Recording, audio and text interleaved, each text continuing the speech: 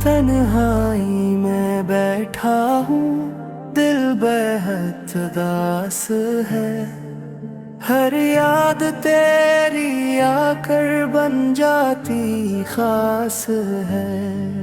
खामोश रातों में तेरा नाम लेता हूँ, टूटे हुए ख्वाबों में खुद को खो देता हूँ।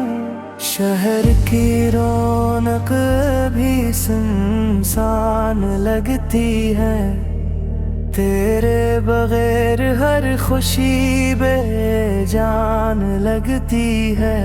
चांद भी पूछे क्यों इतना खामोश है।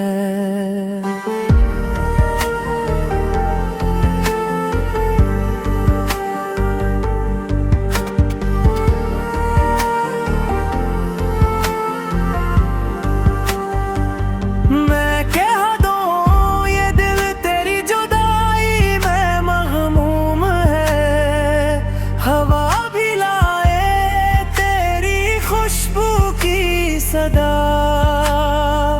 जो दिल को कर दे फिर से बेकरार सा। मैंने चाहा तुझे दिलो जान से, मगर तो न मिला किस्मत के सामान से। तन्हाई मेरा अब वाहिद साथी बिन गई, तेरी याद हर लम्हा आँखों में बस गई। मैं आज भी तेरी राह तका करता हूँ, तन्हा बैठ कर तुझसे बातें करता हूँ।